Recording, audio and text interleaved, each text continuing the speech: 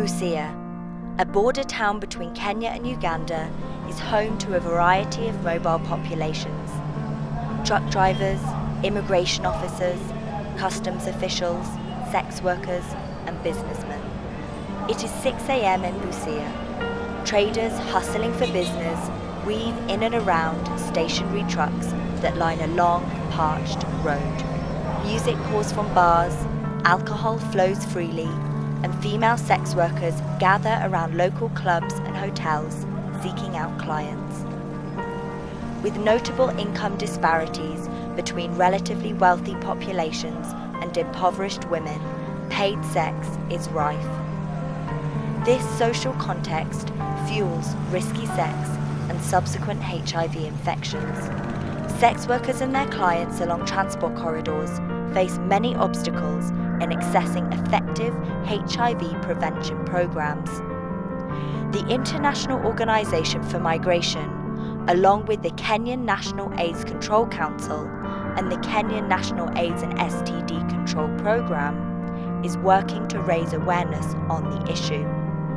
Sex work is hidden, but far from invisible. Sex workers in Busia despondently line against walls and alleys, waiting for clients. Some sex workers will see up to 7 clients per evening. Those nights are the lucky nights, one sex worker told the International Organization for Migration. We cannot afford to have sex just once. It is dangerous to come here if you are single, commented one immigration officer. For those who are married, we must try and be mature. The problem is temptation. HIV affects us all. If you are not infected, you are affected. Truck drivers travel many miles across East Africa, often continuously driving for 24 hours. Tired, restless men gather in Busia to socialize. When asked about HIV, they respond, "We do not have time to get tested." Malaria, backache, and typhoid are just a few of the health worries truck drivers speak of. But HIV is on everyone's mind. I work here. I have sex here. I sleep here. I eat here.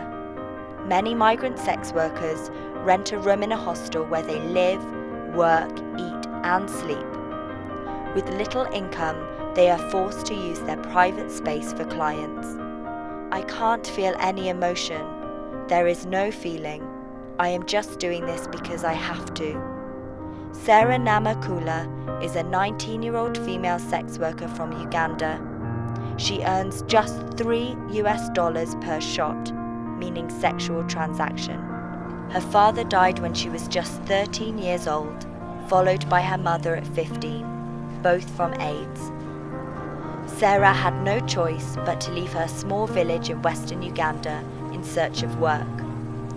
Travelling across the border to Kenya, she found sex work her only viable option. Stuck in her small boxed room, Sarah waits for her next client with a fellow sex worker. I tried to find other work. I went to Nakuru to be a housemaid, but the money just wasn't enough. How can I bring up my family on $10 per month? I had to lie to my jaja, meaning grandmother. She thinks I am in Kenya working as a cleaner. In the heart of Busia's trailer park on the Kenyan-Ugandan border, the Kenyan government, in partnership with the International Organization for Migration, launched a new healthcare clinic targeting hard-to-reach populations. We see the Busia Trailer Park Wellness Centre as a first step, but we can only prevent new HIV infections through strengthened partnerships, says the International Organization for Migration's Greg Irving.